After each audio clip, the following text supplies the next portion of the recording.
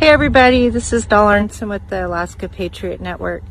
I am visiting California and I am here with one of the local ranchers, and I was brought out to this field in Stanislaus County, California, and this is the center of like the heartland of the nut industry, the almond industry, cattle. There's not a lot out here, folks. And yesterday we were at a gathering and we were alerted by another rancher that the railroad company, some company that nobody knows which company this is, has brought in hundreds of these railroad cars. And you can just see the line of them here. Let me see it, make sure I'm getting it in the shot. Sorry. On the cars, they say odorless liquid petroleum gas. Now, they are loaded. They're riding low on their axles. They're double and triple deep on this switchback. And this is important because these ranchers, this is unprecedented in this area. No, none of them, they're like, what the hell is this? Why are they bringing this into the, heart of nowhere? I mean, unless you own land here or you're in the know-how, you don't know that this is here right now. And like I said, this is just the end of this line. I'll make sure I'm getting these cars in here. And it goes on for miles. There's hundreds of these cars filled with an unknown liquid in the middle. Now, what's significant about this is just over, a few miles over is the main water pipeline that goes into San Francisco. This also abuts two important in agricultural rivers that feed this agricultural valley. So we don't quite know what's going on. Okay, I'm going to try to make this video super quick, but no guarantee. In this video, you're going to see a video of a woman out here in California in Stanislaus County pointing out that there are mysterious oil tanker trains. These are mile-long trains.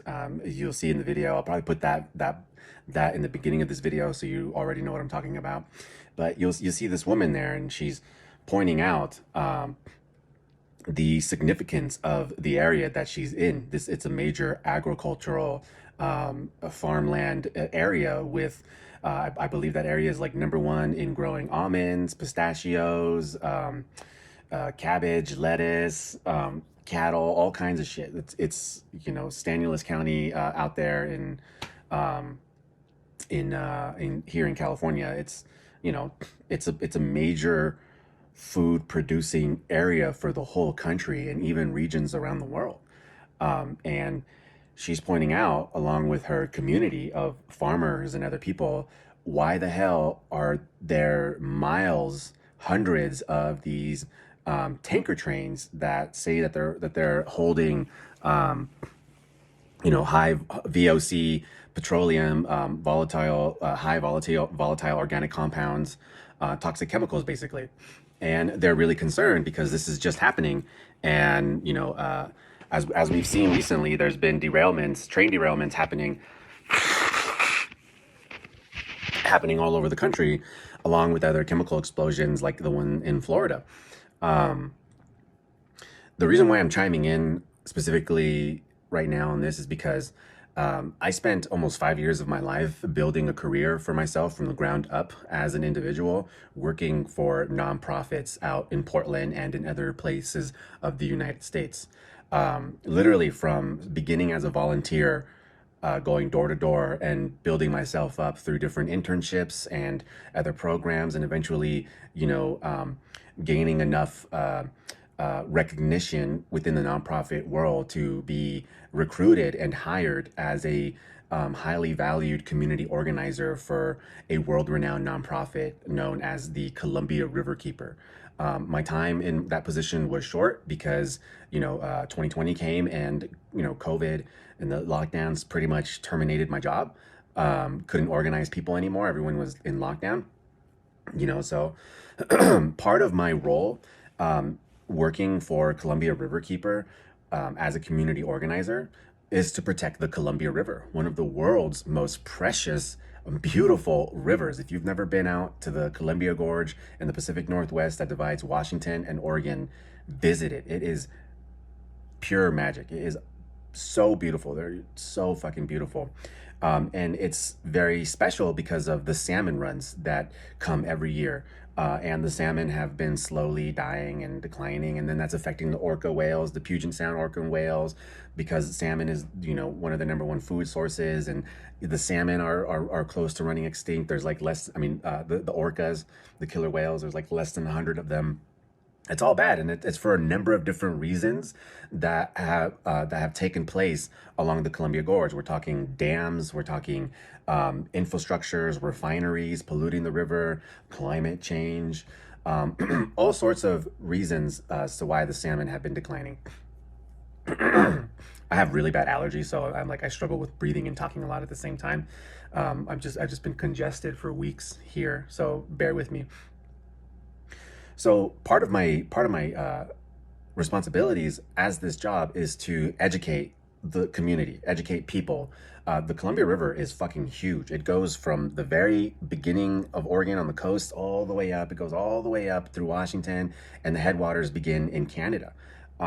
So we educate and inform all these communities along the river. But I was specifically focused in a couple of different rural regions. So basically what my job was to drive out to these rural, more countrysides of Oregon, where the demographic is much different than it is in the city in Portland.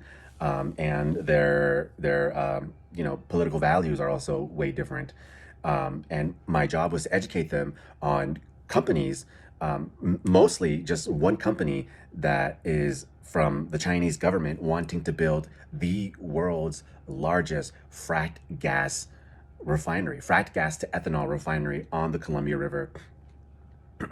And so what this meant, if they were able to build this, is that continuously all day, every day, 24 hours of the day, there will be mile-long trains of just tankers of this high volatile fracked gas and oil, crude oil, that has a lot of VOCs mixed into it. And the reason why this was a major concern, one, train derailments actually happen quite frequently every year. You just don't hear about it. They happen all the time, every year. There's like a dozen to 24 train derailments that happen every single year. This was my job. My job was to know about this shit and to go drive out and educate and inform people about the impacts if such a derailment happened. So, and one did happen in Burns, Oregon. In a small town, one of these oil tanker trains did derail in 2017, just a few hundred yards away from a kindergarten along the Columbia River. And it was a big old explosion, but thankfully, this happened in all the best ways that it could happen. The impact was very small. Not all the trains leaked into the river. An entire small town had to evacuate. The whole town had to evacuate. So my job was to, first off, infiltrate communities that don't want me in their territory, and be the guy from the city to, connect with them and meet them as, friends and equals, trying to bring these people into the same room so I can inform them what this company really is, and through their many layers, leading it all the way to China, because they come and represent as American companies buying these false businesses and whatnot, and having all their American lobbyists push and saying jobs, and kind of just hypnotize the community. So it's really tricky, because right off the back, I'm looked at as this liberal, gas hating, fucking weird dude from Portland that's trying to prevent new jobs from happening in this more less developed county in Oregon. So anyways, that was my job. So train derailments happen all the time. Thankfully, The refinery has not been built. I have not been involved in the community organizing nonprofit world in years. Um, but in my time doing this, I was able to accomplish a lot of amazing things that really showed me that civil engagement, like being involved in your local, uh, community civilly through through the politics and the policies and things that are going on, it is very, very, very important. And in big cities like this, in LA, we just don't hear about it. We just don't think about it. We just don't know about it. But in small towns, like in Burns, Oregon, the whole fucking town is going to go to City Hall and listen to hear what the mayor has to say. And the whole town is going to voice what they have to say. And that is so fucking important. That is powerful. And this is a major, major lack that we are experiencing across all of America, with citizens everywhere not being civically engaged in what is taking place, what the politicians are talking about, what these big ass corporations from foreign countries are trying to do in your land.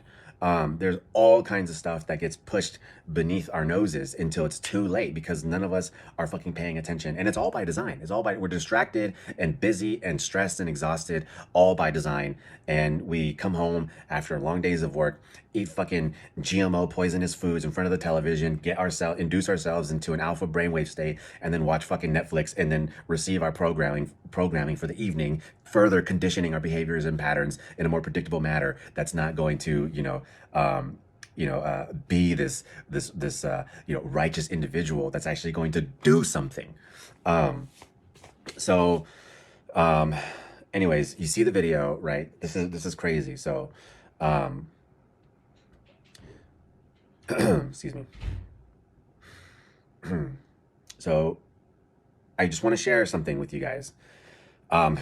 Back in my career working in Oregon as a community organizer, I was a part of a team of people out in Portland, Oregon, that put together even my vocabulary has like dwindled away around this kinds of stuff.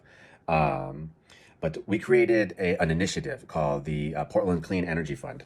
And basically, what that was, it was this very grassroots projects of a lot of beautiful minds and compassionate people trying to do something about climate change and equality.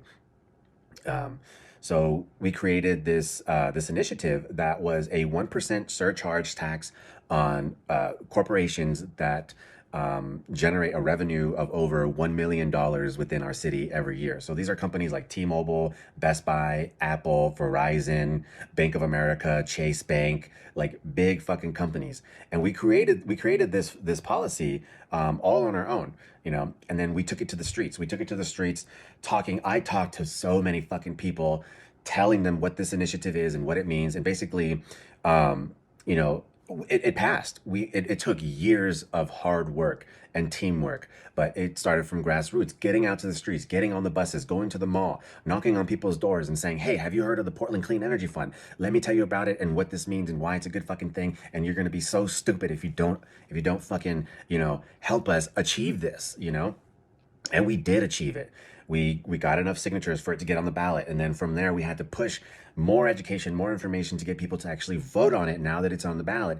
And the entire way, we experienced a lot of opposition from the infinite resources of these companies with their lobbyists creating all kinds of, attacks on us, on our characters, and lying to these small mom and pop companies, telling them that we're trying to, tax them and all this stuff, and just lies. But we persevered through all of it and still won. And now Portland, through the Portland Clean Energy Initiative, is now called Initiative, now generates $40 to $70 million annually. And all that money is, we also had to create our own board to manage these funds and delegate how it was going to be distributed and used. And these funds are specifically only for low-income communities and communities of color, generating jobs and also infrastructure that helps lower income families during the climate change era, with more energy efficient appliances and shit like that. The cool thing about that is accomplishing it. We organized. We got our resources together. We got our shit together, and we brought tons of people on board and did all kinds of shit for years to make it happen. And even when we made it happen, the work still wasn't over, you know? So I'm sharing this because this is where, as a nation, as a world, as a global society, we failed. We failed the group project to stand up and organize and say, no more Illuminati corporate overlords, no more of this shit, you know? The meek shall inherit the earth. This is our fucking earth. The hell with you, you know? We totally failed that. And now we're seeing all of these strategic attacks across our country that have started before these train derailments with how many major food manufacturing warehouses were exploded, literal fucking planes crashing into them, and then the eggs and all this stuff. Like, this is by design, friends and family. So what do you do? What do you do now? You find your like-minded communities and you organize your resources and you come up with a fucking plan. And this is hard. This is very, very hard, and it's kind of terrifying. It's kind of terrifying. You know, Saturn is in Pisces right now. So Saturn is the last sign of the zodiac, and you know, Saturn as a planet represents Earth, you know, actual Earth. In ancient astrology, you know, we were only able to see Saturn as the last planet. So Saturn became the ruler of the physical plane, of the physical Earth. And then once we discovered the planets past Saturn, then we started moving on to much more higher celestial energies and phenomenon within our world.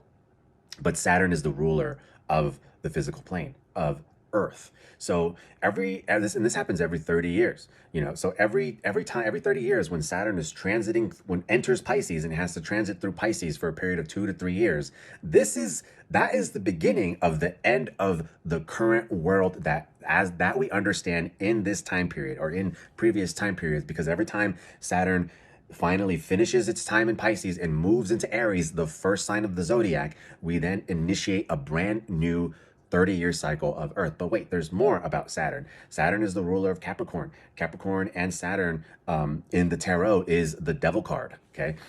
Capricorn represents government, corporations, banks, military, all sorts of mega structures, governing structures within our world. So in a way, Saturn is the opposition. Saturn is the oppressor. Not really Saturn, the planet itself, but the energy that it carries and how it's used by the, you know, Illuminati globalist elites. They worship Saturn, you know, how they use that energy to control and govern the physical matrix reality, you know?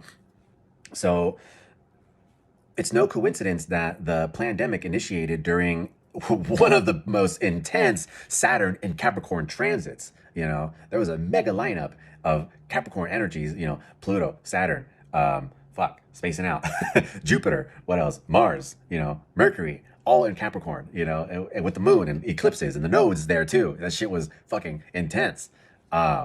So, you know, just really peeling back and, you know, through astrology, understanding these occurrences and cycles. But again, like my whole trip with making this video and talking about the oil trains and my previous background in community organizing and some of the things we've accomplished, it's, you know, we're in a period right now. We're in an apocalyptic period right now. And now that Saturn, in just a matter of 2 weeks, Saturn is going to enter Pisces. And in 3 years' time, Saturn and Neptune together are going to start whole new cycles moving into Aries at the same time. The nodes this year are going to switch to Aries and Libra. This is a profound time in our modern day civilization right now. This is it, you guys. The entire world as you know it is changing and is going to continue to change. Okay. So let's say something happens with these trains that are out here right now in Stanislaus County, California, and these miles, hundreds and hundreds of tanker trains that are carrying this petroleum fuel, this fracked gas, this crude oil that's mixed with high VOC. By the way, there's no way to really clean this up. It is Anytime one of those types of trains spill, it is a catastrophe that causes damage nearly irrevocable that only time can fix. We have some technology to help minimize the impact and sort of clean it up, but the damage is done when it happens.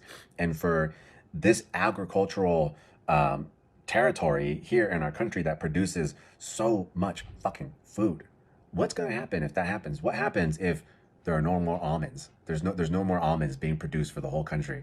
What does that mean for your almond milk? You know, and the cattle, the food, all the food that grows out there, avocados. I don't know everything that is being grown out there, but you get what I'm saying. What happens?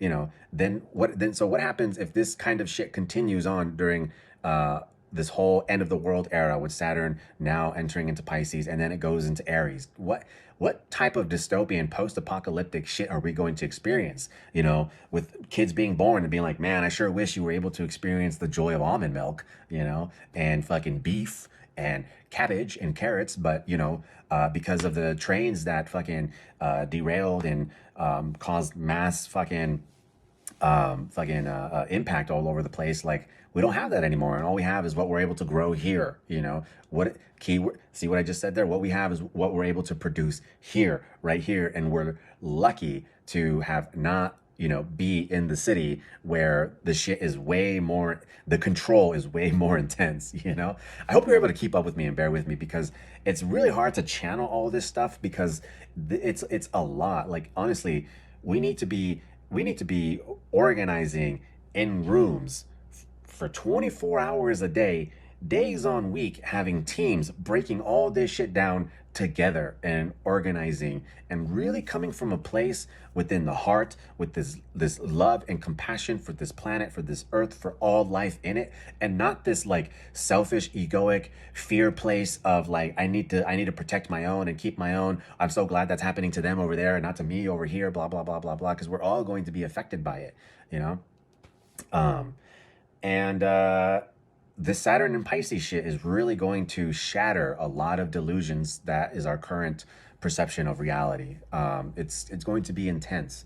And the important thing, you know, one of the key things with Saturn is, when you're so lost in your own nightmare, is to surrender, is to surrender to the frequencies of forgiveness and unconditional love and radical self-acceptance. And that's the fucking magic of Pisces, to literally transcend and transmute the entire experience to a different dimension, to a different octave of perceiving and experiencing. So it's going to be a fucking journey, and all of it is to awaken the warriors and the individuals now, when these planets move into fucking Aries and get shit started, you know.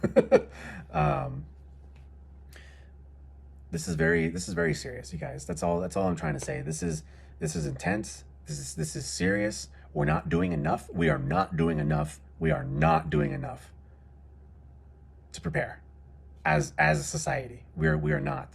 So God bless all of us. May we stay in tune with our higher selves and stay in awareness of our environment and the world, so we can, you know, make the proper actions moving forward in our lives as all these things are shifting. Because, you know, you don't want to end up in this post-apocalyptic, weird, transhumanistic, dystopian, you know, gender confused, chemical ridden world. You want to be in the promised land, drinking that fucking ambrosia, you know what I'm saying, people? Yeah. Where we're frolicking in the organic lands of all the original divine blueprint. That's where we want to be. And so when the ground splits, you know, and everyone's turning into salt over in Sodom and Gomorrah because they didn't get the fucking message, you want to be on this side over here, you know. And the messages and the downloads I've been receiving years before all this happened, one of the biggest things, I had a dream about COVID exactly a year before COVID happened. In January 2019, I had a fucking dream about this, and I wrote it down, and I told dozens of people before COVID even happened. And then when COVID did happen, I told maybe even over 100 people or hundreds of people right now, and I've posted it continuously about this fucking dream. And one of the most important messages in that dream that I experienced is that each and every single person has to develop their telepathic capabilities right now. You have to develop your abilities to go within and communicate with your higher self and those channeling capabilities. And you have to develop your discernment and your protocols of deciphering external information, because the world and everybody is experiencing all this shit to a lot of different ways, and there's a lot of lower emotions and all that kinds of stuff, and you as an individual need to really be practicing that protocol of tapping into yourself, and so you can be guided to navigate through all this shit, for your own best interest, and for those that you're caring for those that you're bringing with you, for those that you're protecting, because you don't want to follow mass groups right now. You don't want to follow, don't get me wrong. You want to look for your tribe. You want to look for your groups that are like, hey, you know what? Let's all put in our money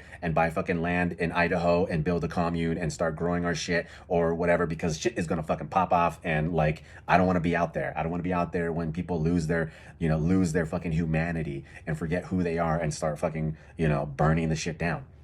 Because that's how it's set up. That's how all the programs in the minds are, like, with the movies like Purge and that fucking disgusting stupid ass show that I can't believe they're still making series of, The Walking Dead, that kind of shit. Like, all that stuff is embedded in your mind and you've been influenced by it. And not saying you are like, so easily controlled, but there are millions of people out there. I live in a city with millions of people, and not all of them are hip to the same game that I am. There's all kinds of weird AI frequencies and demonic entities, all kinds of shit that are hosting people that are just laying dormant, waiting for the cue to fucking burn this shit down. What was I even saying? Shit, man. It's a lot to say. It's a lot to say. But activate your superpowers, basically. Oh, the dream. Yeah. So, I had in this dream that I had, this other being merged his consciousness with mine and was saying, what you are experiencing is true telepathy. This is what you need to practice and tap into more, because it's going to be the only source of guidance and information that you can trust for your own best interest. And I feel that that's a message that I need to share with anybody that wants to hear it, that needs to hear this. So pay attention to everything that's going on.